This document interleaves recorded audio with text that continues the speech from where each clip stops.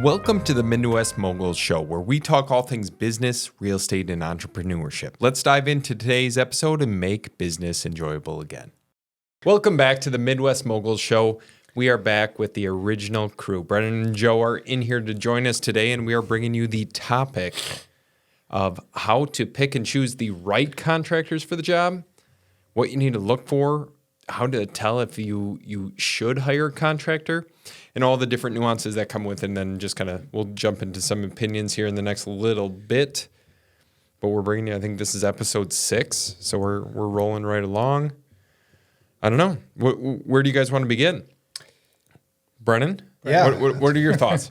So I guess when I kind of pitched the idea this morning to Carter about this, the way how I kind of look at it is it's no different than we would go about hiring, say, a new contractor working for us. It's essentially a job interview for homeowners, because you're letting this random stranger who you've never seen before come into your house on Correct. Whether that be a recommendation or a quick Google search of the services that they might provide, and just with even them drawing up a quote that's essentially their resume and the work that they've done previously on it. And with the biggest thing with contractors is there's a very low barrier to entry, meaning like I specifically have my contractor license for the company. So I can pull permits, I can do everything like that. I'm a licensed general contractor in the state of Wisconsin. Now, do I do any of the laborious work or the labor? No. And do I know how to do it? Potentially.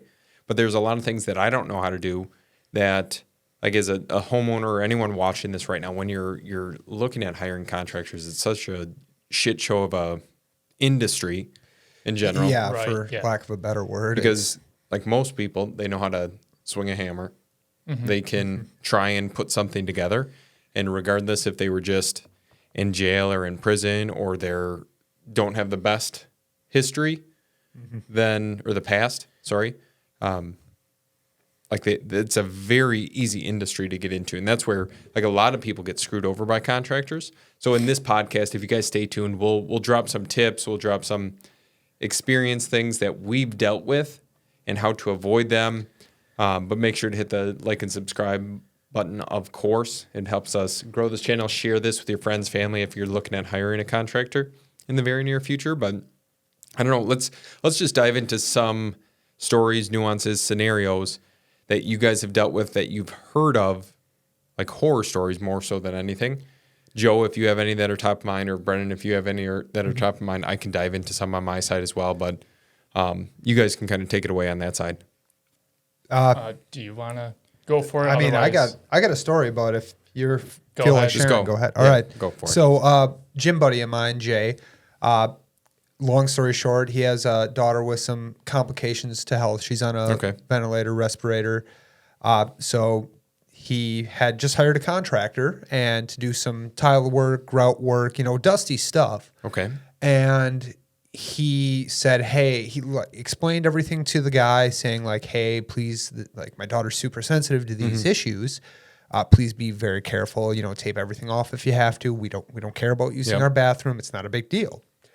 And Jay, if you're watching this, which I highly doubt you are, but if I misspeak, feel free to correct us down in the comments here about the story. But long story short here, guy did none of that and could have potentially injured his child. Yep. And he just didn't clean up after himself, and he was lazy, and he had been caught stuffing wrappers to candy bars or bottles of water in his drywall too. So, and that's one of those things where had he had known that, he probably never would have hired the guy because he's a lazy slob.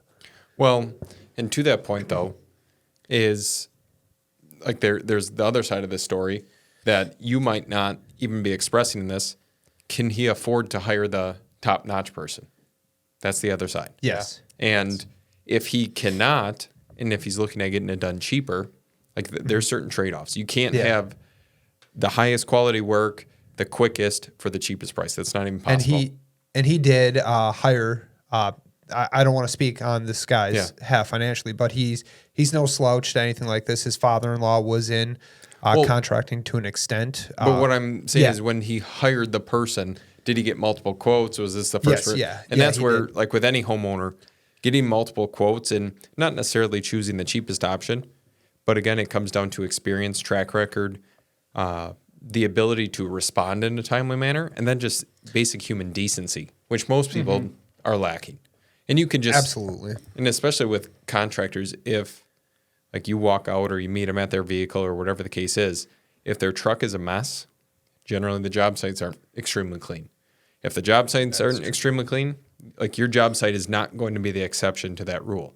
So maybe just take a walk out, whether it's in the parking lot or at their office or wherever, and get an idea on who you're dealing with, because in a very generalized sense, how they do one thing is typically how they do everything.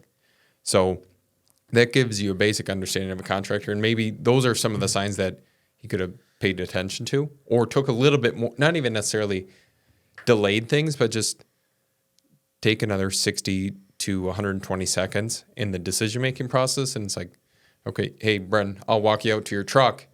Let's see what this looks like. Just not necessarily telling the person, but just getting a better generalized sense of what's going on. And that's one thing I like to tell our guys too, is like, keep a job site clean. And it's just that much easier. I mean, you even see the littlest things. If we have brand new flooring in and we need to do a little bit of paint rework, well, we'll drop a drop cloth. Yeah, is it tedious to set it out? But yeah, and I don't have to sit there and scrape a floor with paint. So, and Joe, you just hired a set of contractors to do your flip property. Like, what was that experience like from the hiring, the work being done, to the current state of the job? And then we can dive into some detail there, just to give a real life example. Yeah. So, I mean, the property that I'm working on right now definitely needed quite a bit of work. It was a huge property. It was, it's 2,600 square feet. So the painting was going to be a huge task, and then also doing the remodeling of the kitchen as well.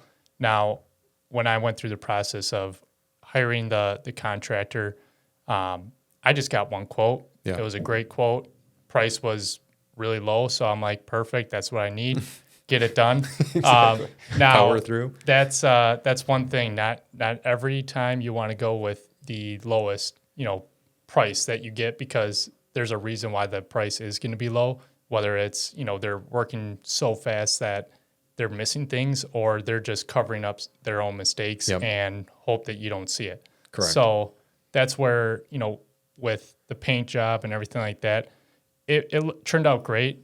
But I also started noticing, as I'm going back and forth working on it on myself with touch-ups, there's a lot of things that definitely stick out more than others. And the timeline of getting it done isn't always the most important thing, because you also want it to get done right. And if it's getting done quick, you hit your mark. But then at the same time, you're gonna have to go back sometimes and then actually redo some of the work that's already been done. So that's kind of what I'm doing right now, is noticing, okay, there's things that need to get touched up, need to cover up things. And that's where I started kind of realizing, okay, maybe get a couple extra quotes, other opinions, and also just look at the track record and see what type of projects they've worked on in the past, what that's turned out like, and go from there. And I'm not upset with the work that's been done. It was honestly, I really can't complain for the price and for how fast they did it. But as long as, if you're okay with that, then, go with those contractors. It's fine. But looking back at it, I think I'm probably spending a little bit more of my own time than I probably should have, for the amount of work that I had done on the property. Yeah. So, well, and what I would say to that is there's a different standard that's maintained when people are building new construction versus rental properties versus flip houses versus all these different things. There's 100%. multiple different categories, and there's also multiple different categories of contractors who will work on each one of those. And my words of advice is, when someone's working on a flip or a rental property, is the chance that the work is going to be top notch is very, very low. Unfortunately, that's just the name of the game. Will you have to go back there and do touch ups? Of course, or you can send them back as long as you withhold payment. And since we've been doing this for the last however many years, it seems like on every single project, even when we're wrapping it up, even if our guys are working on it or whatever, people always have to go back and mark things with blue tape, touch things up, redo things, make sure things are done properly. And that's where, like, if you're an investor watching this, is having a standard list of items that need to be taken care of or items that need to be done, such as like the template that you created of, okay, I'm going to go through the kitchen, I'm going to go through the bathroom, flooring, windows, outside, inside, and just going through every little checkpoint of, okay, were the kitchen handles put on properly? Were the bathroom mirrors hung properly? Like all these different things, and making sure that there's not any miscellaneous things sticking out. And you would think that it's such a simple task, but it, like, over the course of even 1 job to 2 jobs to 5 jobs, it adds up so much. And that's where, especially with contractors, if they don't have this standard that they need to abide by, they're going to try to get away with it because they just want to get paid. They want to move on to the next one. They might be tired of working at the same job over and over again for the last 2 months. So I don't know. There's so many different things that come into it. And the contractor side of things, I would say, at least from the flip renovation standpoint, is by far the most difficult. Yeah. And like I don't know, that makes me not want to do renovations in the grand scheme of things. No, because it sucks. It's frustrating. It really is. Absolutely. The one thing that you're always having to do is basically, I wouldn't say babysit, but you are. You are. Yeah. You kind of have to if you want it to get done the right way. And whether it's just a lack of communication or whatever it may be, but yeah, you end up always finding stuff that's, that is either done wrong or was done way too quick and was never really finished. And it's the little details that stand out the most. And honestly, there's a lot of little details that end up being overlooked by, the crew or the contractor, just because, like you said, they want to get out of there. And that's, What were you going to say before? So, and kind of expanding on what you guys were saying, we already had paid these contractors their wage, and our other guys were working on a unit upstairs at a duplex we have. And I went down there to do one final check before it was getting it listed and ready for rent. And I walk into both bedrooms and see that the complete inside of the closets on the walls, you can see the slats. There's no drywall or anything up like that. So what do? I have to go upstairs, tell one of my guys, another guy who's working on a project up there, hey, you got to move downstairs and drywall this stuff. And it wasn't fair to him. And that's just one of those things where I wasn't as thorough as checking as I should have been, because I would have thought the general impression that I had left was everything needs to be drywall, which clearly miscommunication error on my end here. So, or they just didn't want to do it. Like that's, it's one or the other. And it's just like, the more I think about it, the more there's almost a need to have some sort of animation or drawings or colored photos at the property of this is exactly how I want this to turn out. If it doesn't look like this, then it needs to look like this. And you're not getting paid until it looks like this standard.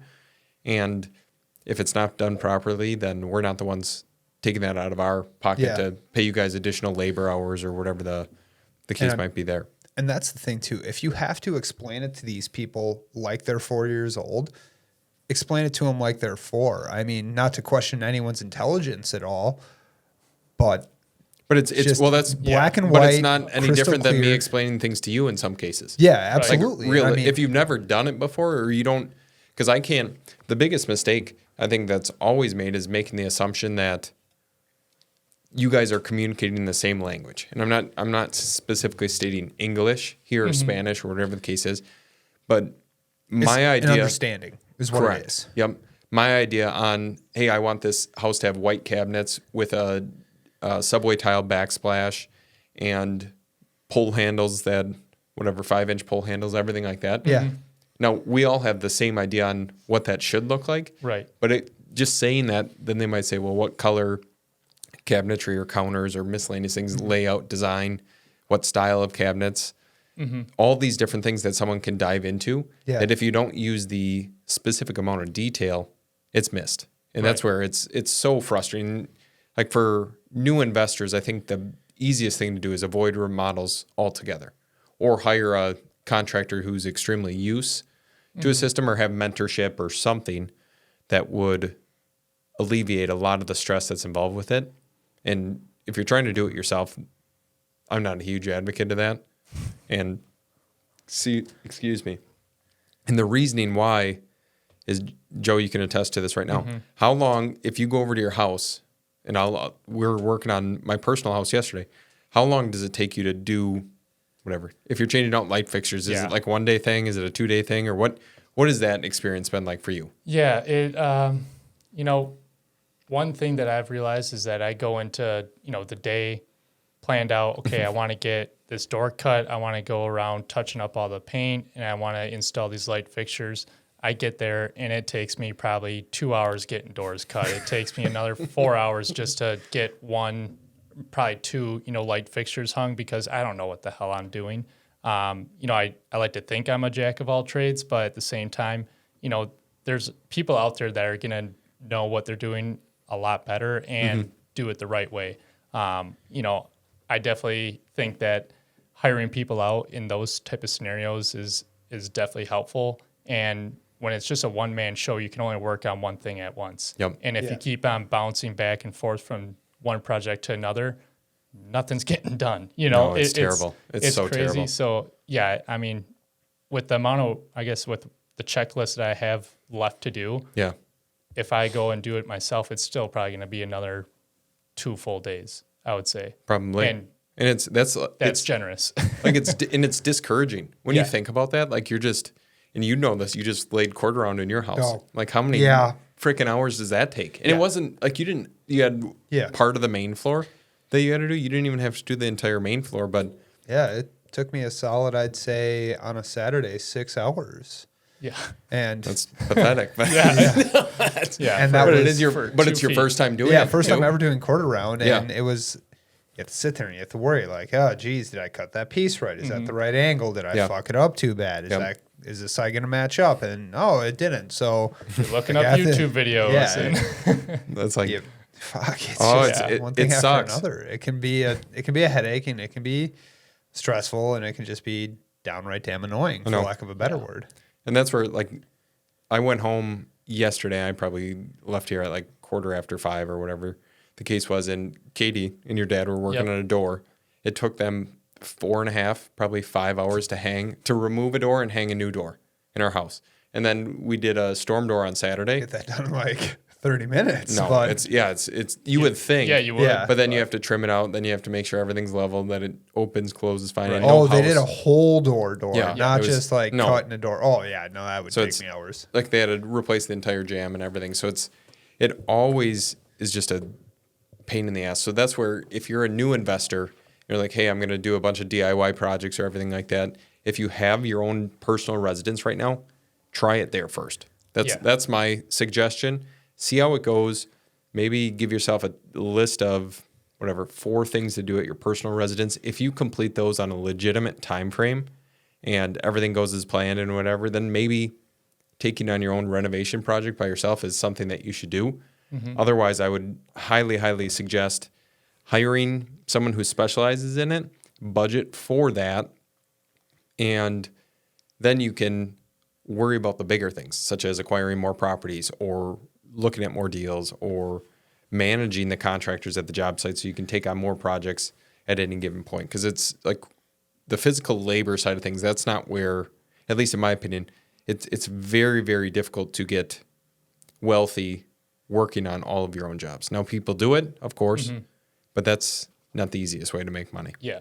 And I think, like, when it comes down to it, you have to look at, where's your time best spent? Yep. If you're, a handyman at trade, like, then go ahead, go take on those projects if you actually know what you're doing. But if you're having to look up every single thing on YouTube or on Google and just trying to figure out how do I hang a door? How do I, how do I install a doorknob and stuff like that? It's like, if you're having to do that, you're already at a loss. Yep. Like, you're better off just hiring someone, bite the bullet and pay a couple $100 for someone to come in and do it themselves. And that's one thing, I think just being a guy, like Yeah. I want to go into every Correct. project thinking I can definitely nail this out of the park. I can finish it, in just a, half hour, something like that. But in reality, some things are just best left to the professionals and paying the price for it. So that's my takeaway on the projects that I've worked on and what I've, managed.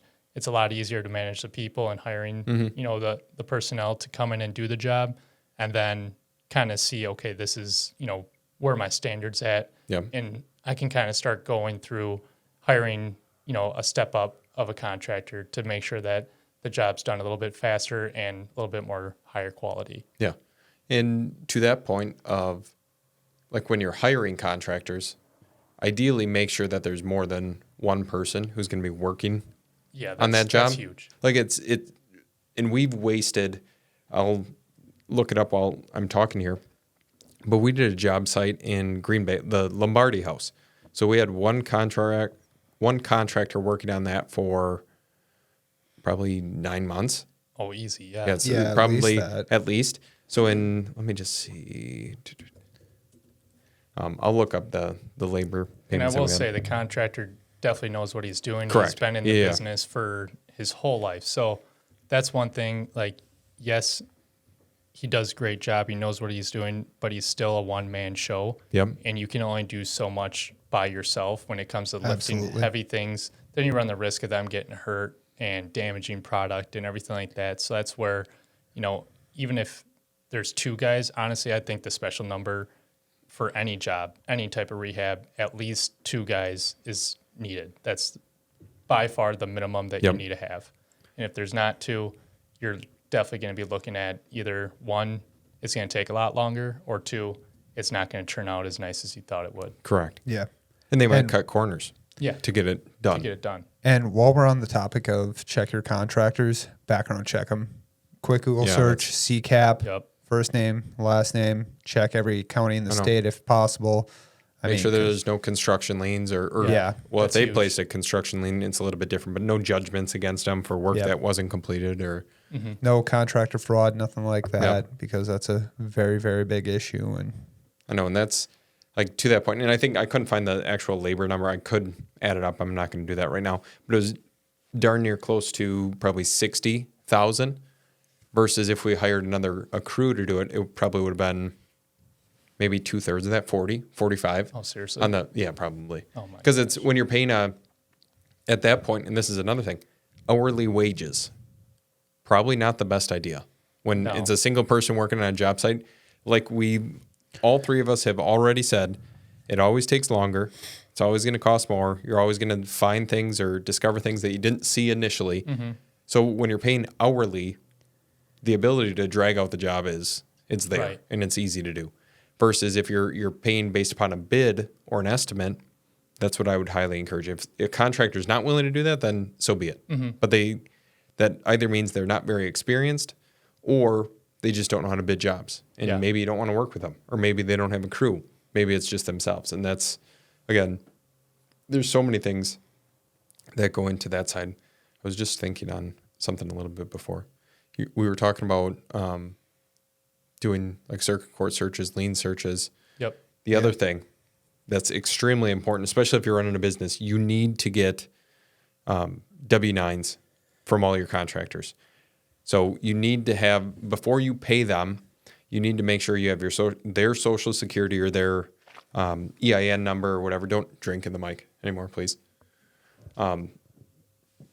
So you need to make sure you have your social security or their EIN number, because if you don't and it comes tax time, then it's a shit show. And you're trying to chase it down. They're probably not going to send it to you, especially if you're not working with them anymore. Right. And then you're just discovering more and more issues. Mm-hmm. Speaking of that, I need to get those from my two contractors. So One, it's in like But- a lot of them. We probably should have have them. them. Yeah. I know. That's so I wouldn't even yeah, honestly worry about that too much. they're not brand new contractors that we've never met before. These are guys that have been working for us for pretty much, I don't know, want to say almost a year or so or more. I would say. Now, when it comes to like plumbers, electricians, what are your guys' thoughts on that? Because general contractors, they handle pretty much all the drywall, paint, Yep. installing cabinets, bathroom remodels, stuff like that. But when you get into the things that you do need a professional, someone that is officially licensed, has gone through the trade and the schooling for it, electrician, plumbers. Now those, what are you guys' like thoughts? Have you had any issues with anybody, or is it usually, you just kind of go to a reputable company asking them, to come in and take a look and work on something? I've never had any issues. I don't know if you guys have or have heard of any issues on that side. Not. We haven't had issues. I don't think any issues that come top of mind. Yeah, I'm very lucky because I got a few buddies in the trades. Yeah. So Which is one of my extremely friends helpful. is a plumber, and I just ask him like, "Hey, can you do this?" And he just says, "Yep, sure." Yeah, that's so easy. Like if if you can utilize people like that, the only I think issue, which this isn't classified towards the people side of things, but when cities get involved and permits are needed, you have to have a master plumber to pull, or master plumber or electrician to pull the permit. And if you don't have that, then you're kind of shit out of luck on that side of things. But the plumbers and electricians, some of them will charge a considerable amount, but the way I look at it is, okay, it's a very specialty trade, and we might pay them a ton of money to do it. But first off, I don't necessarily know how to do plumbing work. I can hook up some sinks and drains or whatever, but I don't want to be liable after the fact if something starts leaking, or especially with electricity, if there's a fire or there's something that goes wrong. So I'd rather leave it to the professional, and then the liability is totally off our back. Like, although we hired them, like we're not the ones fact checking all their work. That's not our specialty. So I get nervous. I've been shocked. So I'm not trying to get shocked by a fucking electrical outlet. So many times. That's like the worst. I remember, so we were, and I don't know, it's a job that you worked at down in Milwaukee. So Katie and I went down there one day, and I don't know if it was before, I'm trying to recall when this was, but we spent probably 2.5 hours changing out electrical outlets in this job on 90th Street, which was, first off, a sketchy ass area. Yeah. Like if you guys are familiar with the Milwaukee market, this area was on a scale of 1 to 10, probably, it actually wasn't too bad. It's probably a 6. So wait, it was that the one where that was at the back of the alley? No, this is a different one. So I know what one you're talking about. So this one was by Timmerman Airport, which if you guys are familiar with Milwaukee, you'll know it's on the north side. But it was pretty much a rental neighborhood, and you could see that. It was just demographically and how the houses were maintained and everything like that. It was all rentals, and things were just run down. And Katie and I went down there, and like the frickin' wires were so difficult. Like your fingers, like the tips of your fingers would hurt after you were done because of bending the things. And then if you don't have the right tools, you're just trying to do it with your hands or with a screwdriver or whatever. And that's a miserable process. So long story short, hire an electrician or a plumber. Yeah. And then you don't need to worry about that. But I don't know. What else do you guys want to talk about? We can kind of transition into something else if you have something that's top of mind. You want to talk about landlords? Yeah. Take care of your properties. Having rented from 3 different places, 2 of which were property management companies. Can't say enough good things about them. Everything was well maintained, well ordered. First person I ever rented from, college housing, and it was a shithole because he didn't. They didn't care enough to take care of anything, and Correct. And it showed, and that's one thing I would like to say with us. Like, we actually have people who take pride in their work, which is... Speaking of which, did you reach out to someone for the plumbing in New London? Yeah, I talked to Blue Frog. Okay. Talked to Blue Frog. I'll call you out on that. But I'm terrible at managing properties. Like we have that one. Speaking of which, we have that one on McCormick. You guys are featuring the inside look at the behind the scenes of CB Home Solutions. So we have the one on McCormick. We're gonna have to hand that off to Blue Frog because the tenant upstairs has been like really infrequent with rent payments, and he'll pay a portion, but I don't think we collect like the full month of rent. Yeah. And I'm not paying super close attention to it, so we need to hand that off to them and then get that transitioned over because they're like property managers, at least professional property managers. They can do the difficult things. They can have the difficult conversations, kick people out or remove people. Right. And do they do the greatest of jobs? Probably not, like in the generalized scheme of things. But as long as the houses are nice when you give them to them, and then they place the right tenants and are collecting rent on time and give you reports or you monitor and meet with them, then I think it's a fairly decent scenario. Yeah. Yeah, and they take care of all the stuff that you don't want to be, Correct. taken care of, especially if there's a call coming in the middle of the night. The odds of you picking up the phone and actually handling that is pretty slim to none. Now, having the right property manager definitely goes a long way, because then you're not having to worry about those difficult conversations, like you said, or those missed payments, and they're on top of it. They send out any eviction notice or late notice, right away, versus if we have other stuff going on. We're working on properties that are being flipped and wholesaling. So we already have our hands full. It's just one more thing that could get, slipped through the crack, basically. Yeah. Well, and I look at like the actual revenue, like that they bring in for what it is that they do. And it's such a minimal amount, at least in my mind, that to have that off of your plate, and maybe we'll just say you have 10 properties, each bringing in $1,000 a month. So 10,000 total, and maybe they charge a 10% management fee or 8% or 7% or 6%. You can pretty much do the math on that. So the question I always like to ask myself is, would I do that same job for $1,000 a month or $500 a month or $600 or whatever the case is? Chances are probably not. And will I do it as properly as what they do? No, because we don't know all the laws. We don't know the rules or regulations. Right. And that's where I give credit to a lot of the property managers out there, because it's probably the worst part of the real estate business. Yep. You're dealing with all the people that are basically cussing you out, and you're having those conversations with people that are at the worst of the worst. They're financially stressed and everything else. So they're not going to be treating you kindly whatsoever. And you have to put up with it if you're on the other side of that phone. So correct. I'd rather have them take care of it, and, one less thing on my conscience. It's definitely a heavy weight to bear if you're constantly having those tough conversations. It's always going to be in the back of your mind. So that's why, I feel like having the right property manager is going to, set you up, huge when it comes to without a doubt, moving farther in the future. Yeah, and I think eventually at some point maybe you have to bring it in house and hire the proper people to do it. But again, it depends on the property type. Yeah, and if that's necessary, if you have a bunch of single family houses, chances are you might need some sort of property management company. If you have a bunch of storage units, like our last episode, that would be fucking terrible to manage all those. So it's just the smallest details that property managers are willing to do and willing to take care of that. I would just, if you're considering it, I would highly recommend just hiring them, even if it's your first property. I know we probably had 5 or 6 duplexes or houses before we hired anyone. And that was the biggest. It was such a relief, because then you didn't have to worry about things. They would just call management and things would get taken care of. That, and I feel like what our property management team does for us, like, I don't have any problem telling people, like, giving them bad news. I did it for a living for the most part. And I mean, it's essentially like ripping a Band-Aid off. Yeah. And I mean, which it sucks giving people bad news. Yes, I do agree with that. It's horrible.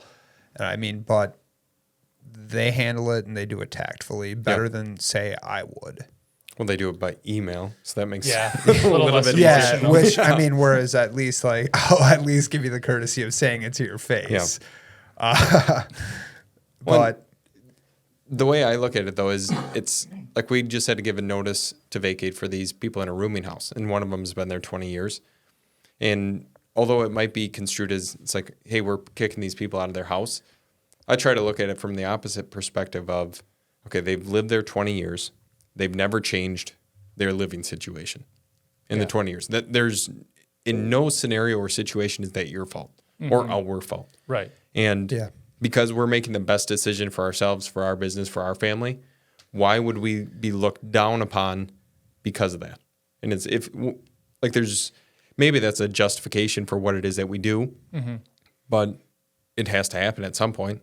Like you're just going to, and if the previous owner doesn't have the courage to do it and they're willing to take a $40,000 discount because of that, that's on that idiotic. Yeah, that's fucking stupid. And that, I mean, it's, excuse me. Dick in your throat today. But I mean, we're also going above and beyond for one of them. Like, there's no reason why I should be doing what I'm doing right now for this, or any other company would be doing what I'm doing for this person right now. Not that I'm trying to put myself on a pedestal here. Kind of sounds like it. But whatever. It does. But we're actually making an effort here, correct, to try to help someone out in their situation, correct, which went from obviously hasn't changed in 20 years and not something that they thought they were going to have to deal with. However, you have to be prepared. Yeah, and you just, again, if you don't, that's where like people ask, okay, should you own your own house? Like that's a scenario right there. Yeah. That not if BlackRock keeps buying everything. Well, no, it doesn't even matter. You'll still be able to at least get one. But in that scenario, you have the stability or comfortability of what the future holds. Now, if you default on that payment or whatever the case might be on that side. Yeah, that's on you then. Exactly. Yeah. But you're not going to get kicked out of your own house just because the landlord says so or someone else says so, the city or municipality. So I would always encourage you to buy a property just because it gives you that stability. And you don't have to worry about rent increases or whatever. Property taxes go up. Aaron Kramer with Executive Mortgage again, everyone. Second shout out. I cut that out the last time. You did? Yeah. Because it was like a fucking advertisement. Yeah. There's no free advertisements on this podcast. Until I start my own. Yeah. Hey, that's fine. Doesn't matter to me. But no, I don't know. I think rental properties are, in a lot of cases, they're just a headache. They're a headache. They're over people. I'm trying to think of the right terminology when it's greater than what it appears. What is that typically called? I don't know. It's just like people think rentals are a lot better than what they actually are.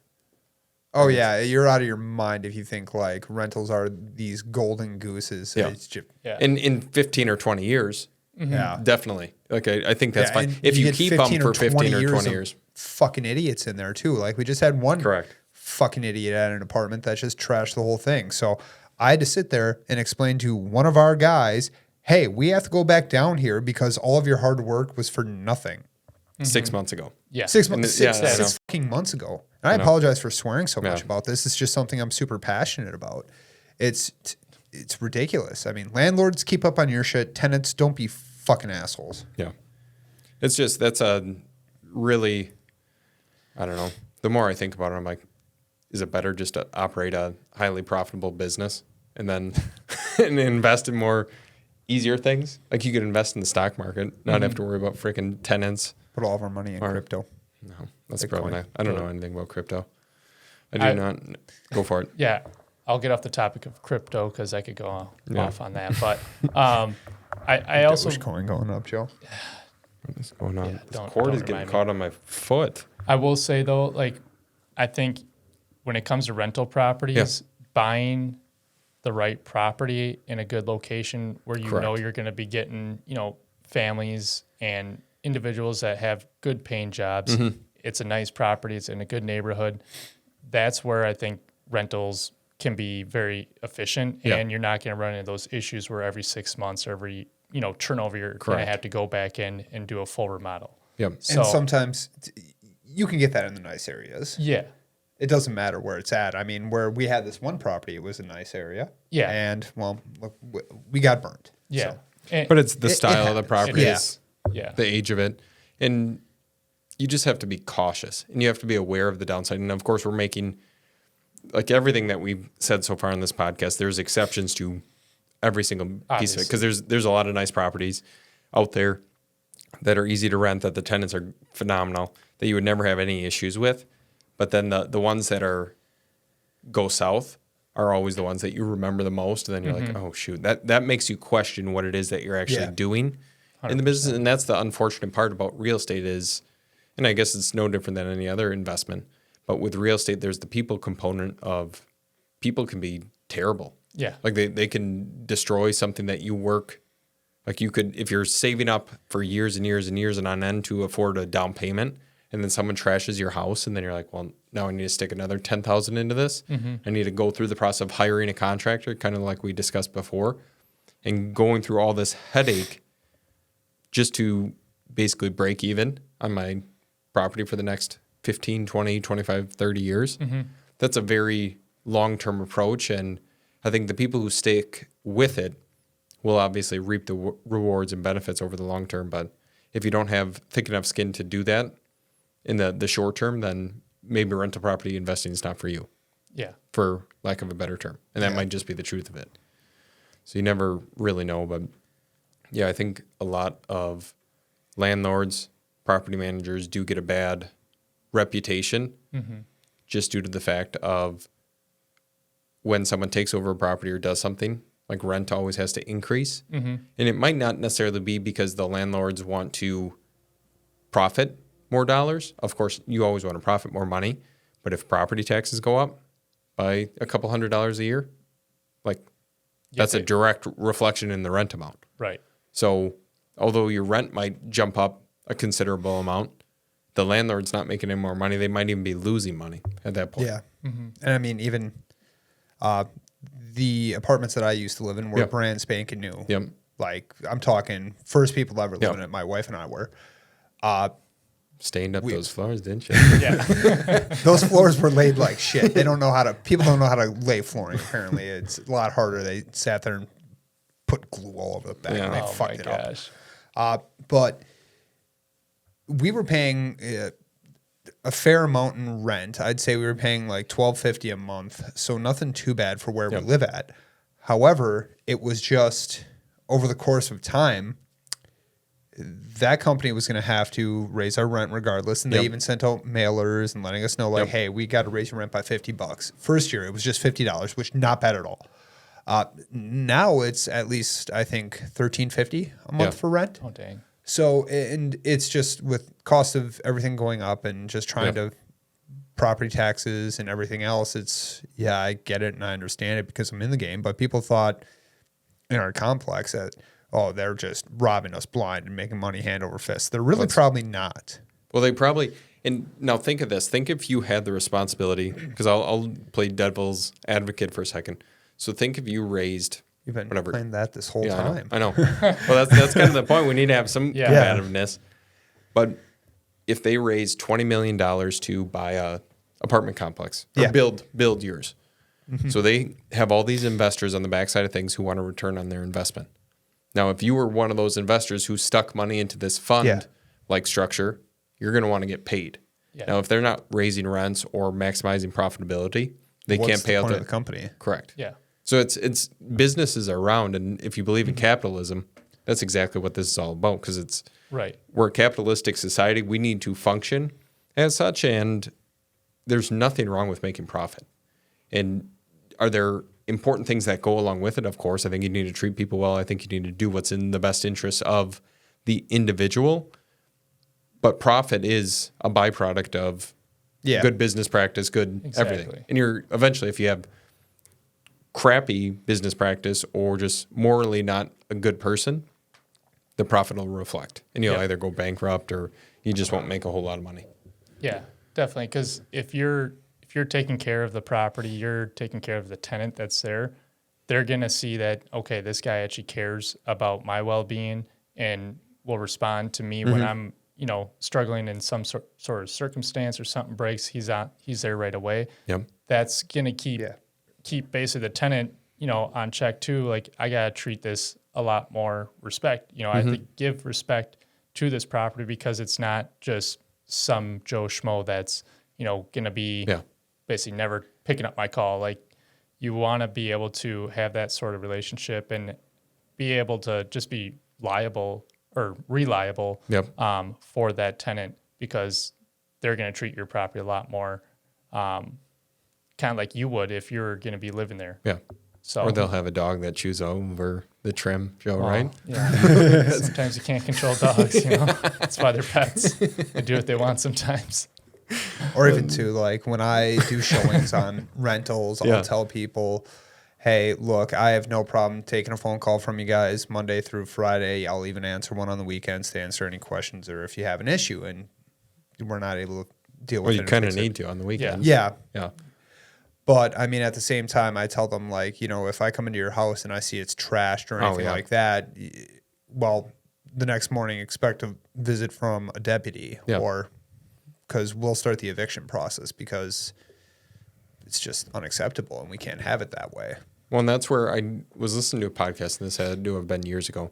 But there's like with Section 8 housing, which is government assisted housing, that the whatever program within the state or the county you have to sign up and get all these benefits and so on and so forth. But this gentleman was out of the Chicagoland area, and he did only Section 8 housing. And he had mentioned that I think he had only had like a handful. He had been doing it for like 40-ish years, only had a handful of evictions. And Section 8 is notorious for people disrespecting the property, treating it poorly, so on and so forth. And he had all these procedures and processes in place that he would do. His open house would be 7 a.m. Saturday morning because he knew they probably weren't out drinking the night before. They were reliable to show up at that time. By 7:15, he was out of there. He was done. And then he would get there ahead of time to see who would show up early. And then like he would go through all this. And then with Section 8, sometimes the tenant isn't responsible to put down the security deposit. Like the government association might pay it on their behalf. But he said, we're not accepting any of that. You need to have skin in the game.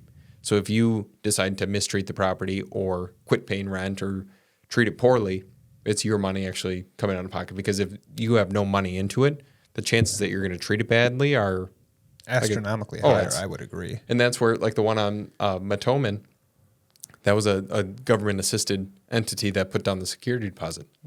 So she just walked out, had no recourse. You got stuck with a $400 fucking water bill on top of it, too. Yeah, and plus all the renovations. Well, and it wasn't like super severe with the renovations. But yeah, it was enough, though, that Josh and I were there for longer than we needed to be. Yeah. And it's like the quote we received from our property manager, and that's why our Brennan or Josh or whoever's working on the jobs, they might come in and fix things really quick. But the quote we received from property management, their maintenance division was like $3,000 or $3,500. Yeah, which is insane, especially after just remodeling the property. Yeah, that's a lot.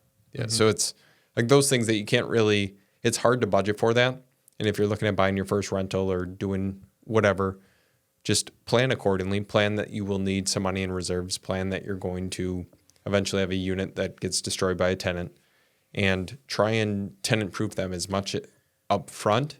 So putting in hard surfaces, trying to avoid carpet, doing nice quality finishes instead of the cheap ones that break all the time. I think just doing that is probably night and day versus the average landlord. Right. Absolutely. And also landlords, do your due diligence when it comes to people too. Like pretty high background checks. One thing that I always do is after I'm done on a call, I'll say, all right, give me the names of 3 more people I can talk to. Yeah. Simple as Such that. as, like, what do you mean by that? Like, whether it be coworkers or... just to like ask them. Just ask them like who they like are. References? Okay. Absolutely. Yeah. Ask for 3 more people. Because, I mean, eventually, what I was taught, dig deep enough so that way when you hit the bottom, nothing surprises you. Yeah. So I'll sit there and I'll say, yeah, can I get the names of 3 more people? And if they sit there and hem and haw and say, oh, well, I really don't know 3 people that you work with, then who know them? Mm-hmm.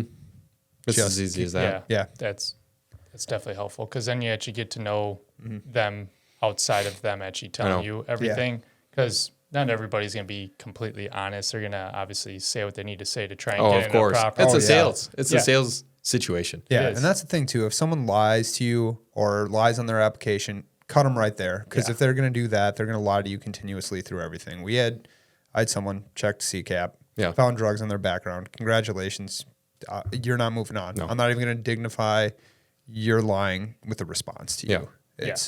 I just shredded their application immediately as soon as I saw that. And it's like the stuff like that you would think humans are better than that, but do not let.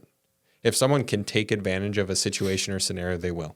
And that's what I've grown to learn. And that's where I'm a little bit more, is it cynical? Is that kind of the term? When you're just, that's cynicism. Yeah. So I'm a little bit more cynical when it comes to interactions that I have because I don't necessarily feel as bad as maybe I should. And there's certain things that you need to, of course, have specific responses to, but I don't know. I've been really skewed in my perspective as of lately just because of the bad scenarios. Well, and that's the thing too. It's you can feel bad for people, just don't show it to them. Get Correct. in your Yeah, vehicle exactly. after and have a breakdown then away from someone because people, again, can see weakness and they'll take advantage of that. And I just smell it like a seal in the ocean. Just blood in the water. And Brennan's like a seal in the ocean, getting swarmed by a shark. I was gonna say, who's a shark here? Exactly. You never know. Exactly. Be swimming. But anything else you guys want to talk about before we wrap up? Anything that's top of mind? I'll have a new podcast coming soon. Brennan will? Okay. Yeah. You have all the podcast studio. I will charge you rent, $250 a month, so I can recoup some cost. Joe does not pay rent currently for where he is at, and I have paid you guys in plenty of laughter over my year here, so you're welcome. But I lock up deals for the company. Exactly. So that Well, we just need a dual camera. You guys can tell the difference in the audio, or not the audio, Jesus.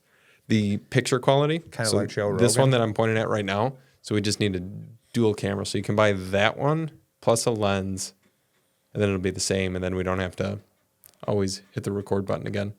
It'll record for like an hour and 20 minutes uninterrupted. Huh. So that one will. And you can really? see the quality's a little bit different. My So it records podcast in- will actually be sponsored, though, unlike this one. Yeah. By who? Don't worry CB about it. Home So, yeah, I know. I'm personally, Carter Crowley's personally sponsoring this podcast. But, okay, well, that is it. So appreciate you guys watching. As always, hit the like and subscribe button. If you enjoyed the content, share it out. Otherwise, peace. We'll see you in the next one. Thank you. See you later, guys.